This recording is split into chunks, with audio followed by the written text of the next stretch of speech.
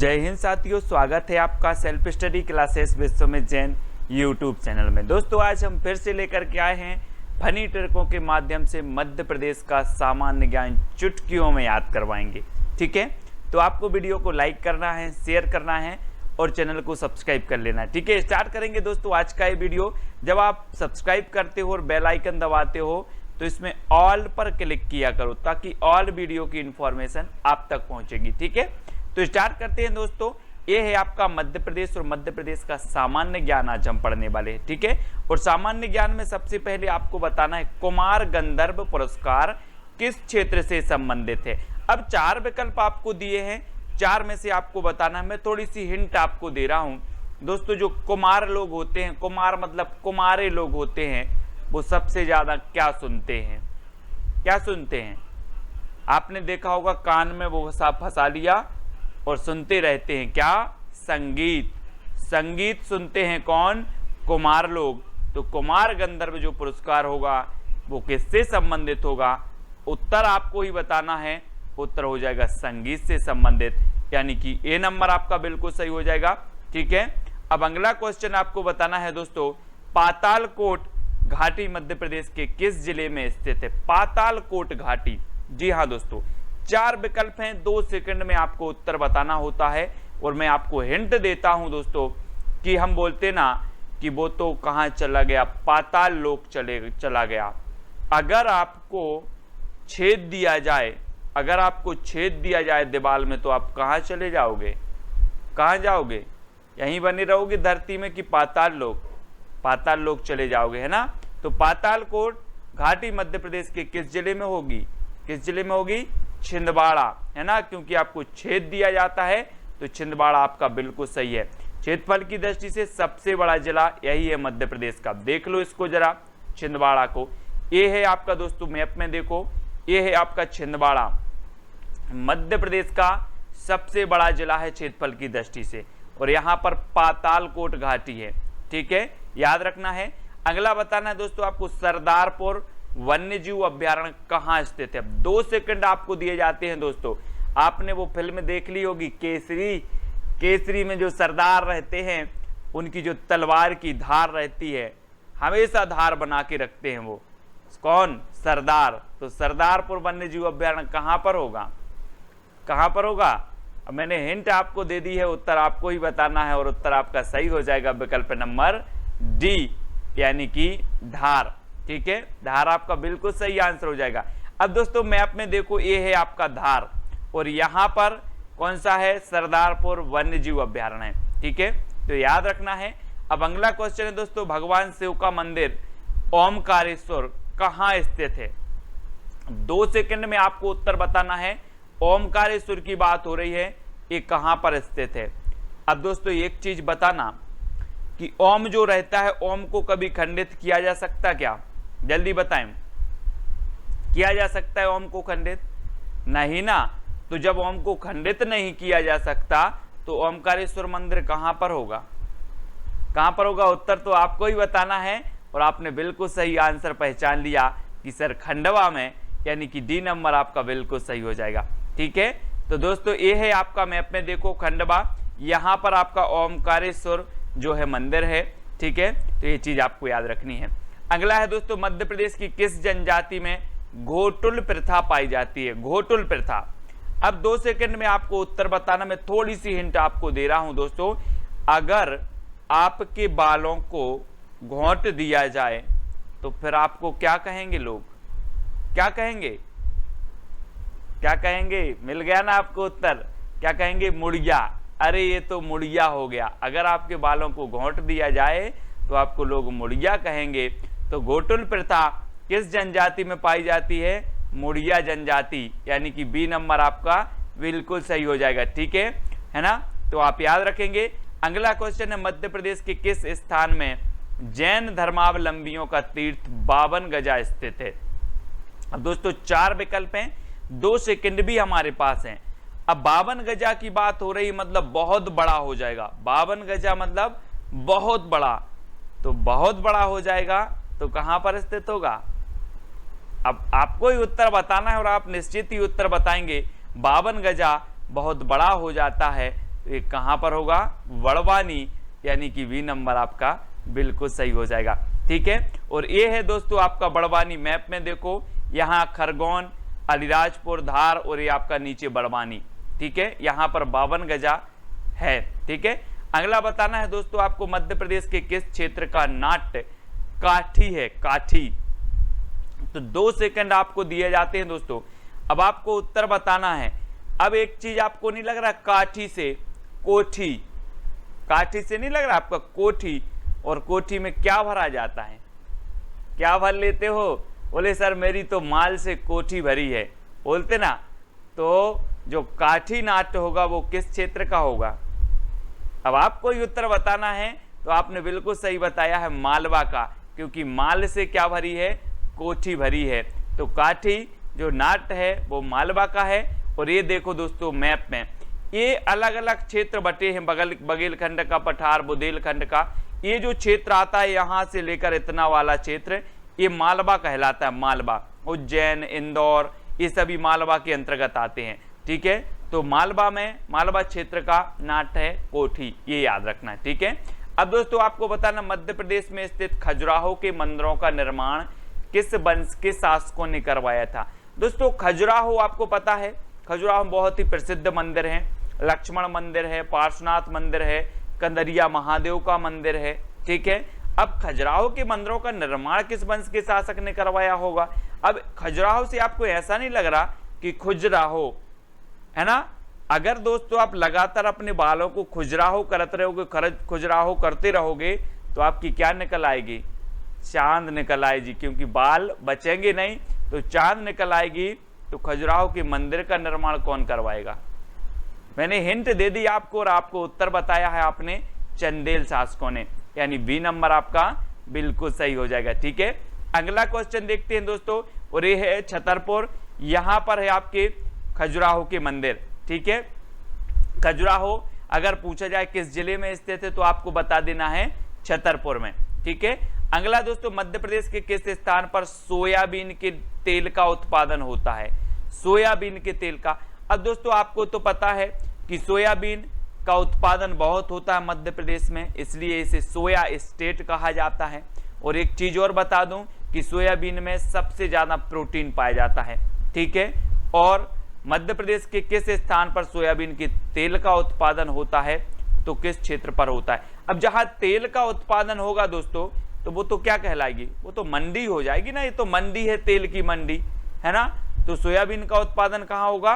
मंडी द्वीप में। अभी तो तेल की मंडी है भाई, सोयाबीन का तेल का उत्पादन हो तो मंडी द्वीप, यानी कि बी नंबर सही होगा। अब दोस्तों कभी कभी पूछ लिया जाता है ये मंडी द्वीप कहाँ है, तो मंडी द्वीप देखो कहाँ पर है, ये है दोस्तों रायसेन में, है ना। तो मंडी द्वीप रायसेन में है, और मंडी द्वीप में सोयाबीन के तेल का उत्पादन किया जाता है। ऐसे ऐसे बहुत सारी चीजें आपको याद हो जाएंगी। मध्य प्रदेश में ऐशबाग स्टेडियम कहाँ पर स्थित है, ये आपसे पूछा जाता है। तो आपको 2 सेकंड दिए जाते हैं दोस्तों, और आप बताना ऐश कौन करेगा? ऐश कौन करेगा?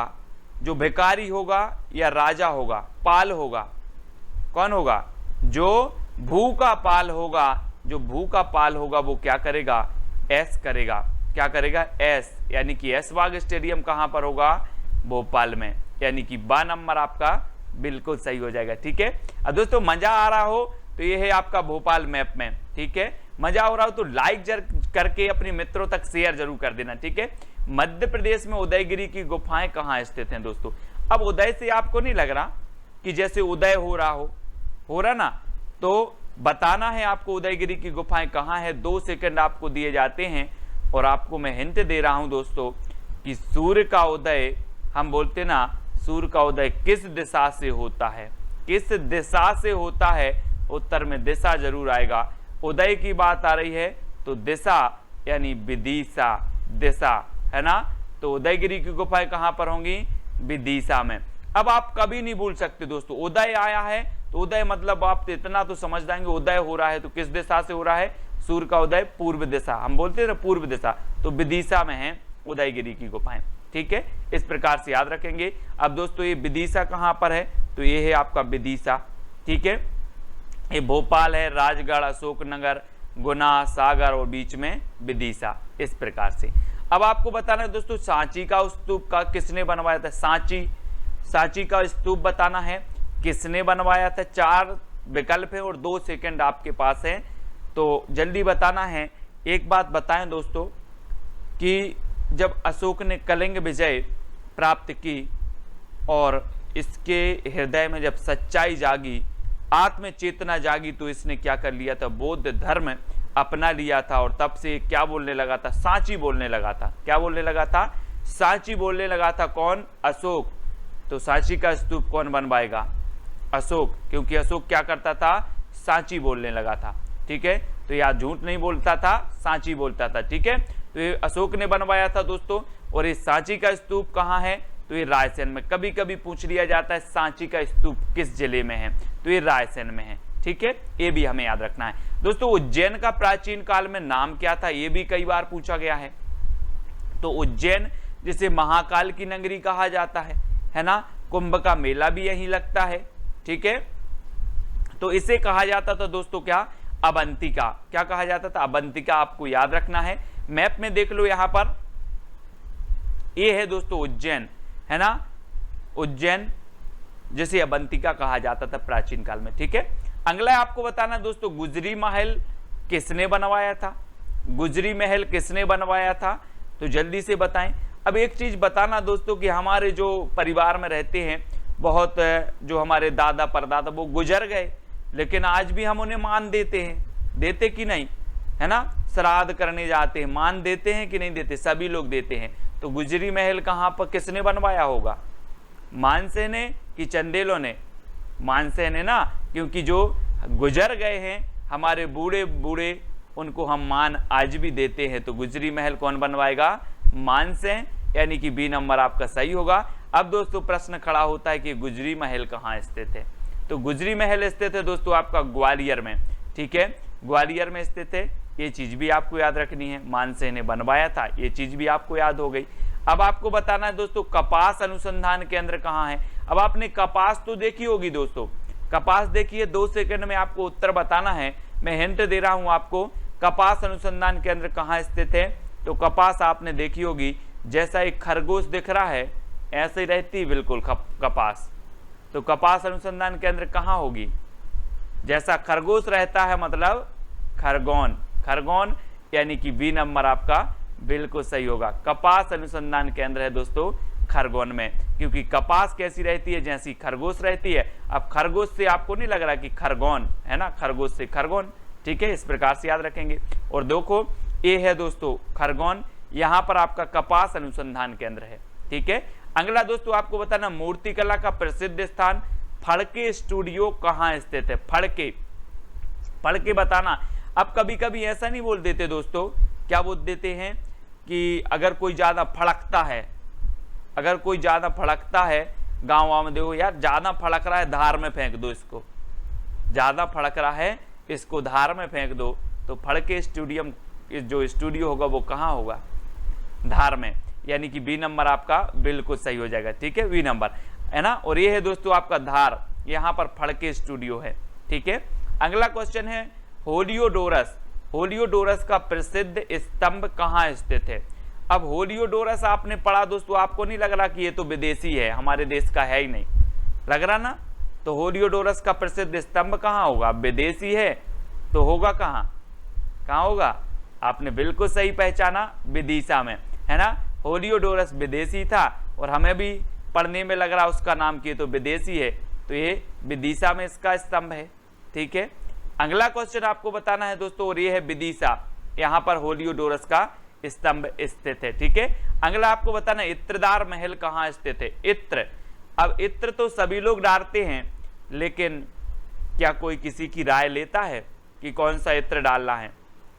आप तो नया नया इत्र लेके आते हो, ये ले आए वो ले आए, है ना, तो इत्र डालते हो लेकिन किसी की राय नहीं लेते, है ना। तो बी नंबर यानी कि इत्रदार जो महल है वो कहां पर होगा, रायसेन में। ठीक है, तो बी नंबर आपका बिल्कुल सही होगा।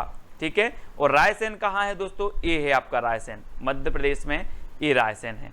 ठीक है, अब अगला क्वेश्चन आपको बताना दोस्तों, बाघ की गुफाएं कहाँ स्थित है। 4 विकल्प है, 2 सेकंड भी आपके पास स्थित है। दोस्तों आपने बाघ तो देखा होगा, टाइगर, जिससे भारत का राष्ट्रीय पशु है, और बाघ के दांत भी आपने देखे होंगे। अगर एक दांत मार दे तो क्या लग जाएगी? खून की धार लग जाएगी। खून की धार लग जाएगी तो बाघ की गुफाएं कहां पर होंगी? कहां पर होंगी? तो आपने बिल्कुल सही पहचाना है दोस्तों, धार में, क्योंकि बाघ के दांत बहुत नुकीले होते हैं। अगर लग जाए तो खून की धार लग जाएगी, तो बाघ की गुफाएं धार, यानी कि बा नंबर आपका बिल्कुल सही हो जाएगा। ठीक है, अगला क्वेश्चन है, और ये धार तो आपने देख ही लिया है ना। अगला बताना, सिक्योरिटी पेपर मिल कहाँ स्थित है दोस्तों। अब सिक्योरिटी पेपर मिल बताना है, 2 सेकंड आपको दिए जाते हैं। अब आपको ऐसा नहीं लग रहा दोस्तों, आपने सिक्योरिटी देखी यार, सिक्योरिटी लगी है, सिक्योरिटी लगी है, मतलब सिक्योरिटी संग में रहती है कि दूर लगी रहती है? आप देखते होंगे मोदी जी बोले सिक्योरिटी है मोदी जी के पास, तो पास में रहती सिक्योरिटी के दूर लगी रहती दूसरे प्रदेश में? पास रहती ना, संग में रहती है ना। तो सिक्योरिटी पेपर मिल कहाँ होगा? संग में रहती है तो होशंगाबाद, होशंगाबाद संग में रहती है, संग, तो होशंगाबाद में सिक्योरिटी पेपर मिल।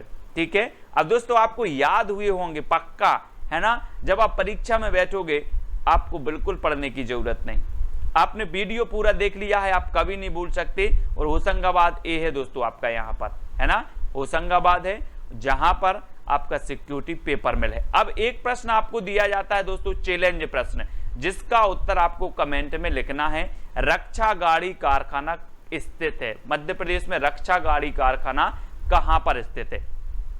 4 विकल्प हैं, चैलेंज प्रश्न है, आपको उत्तर जरूर बताना है। जितने भी साथियों ने देखा है उनको कमेंट में उत्तर लिखना जरूरी है, तब तो हम समझें कि आप भी चैलेंज स्वीकार करते हो। ठीक है, मेरा चैलेंज है और आप उत्तर जरूर बताएंगे कमेंट में। ठीक है, इस प्रश्न का, और वीडियो बताएंगे कि कैसा लगा, आपको याद हुआ कि नहीं हुआ। इसी प्रकार के और भी वीडियो आपको चाहिए कि नहीं चाहिए है, तो ये जरूर बताना, है ना। और दोस्तों आपको टेलीग्राम ग्रुप से जुड़ना है, सर्च कर लेना है IAS स्टडी ट्रैक और ज्वाइन हो जाना है। ठीक है, और ये इंस्टाग्राम पे जुड़ना है Sumit Jain self study classes, WhatsApp से जुड़ना है 9098609291, फेसबुक से जुड़ना है सुमित जैन सर्च करना है, और वीडियो को लाइक करके अपने मित्रों तक शेयर जरूर करना है। दोस्तों वीडियो कैसा लगा जरूर बताएं, और प्रोत्साहन जरूर दें कि सर बहुत अच्छा लगा, है ना, और याद भी हुआ है। तो आज की वीडियो के लिए बस इतना ही साथियों, जय हिंद।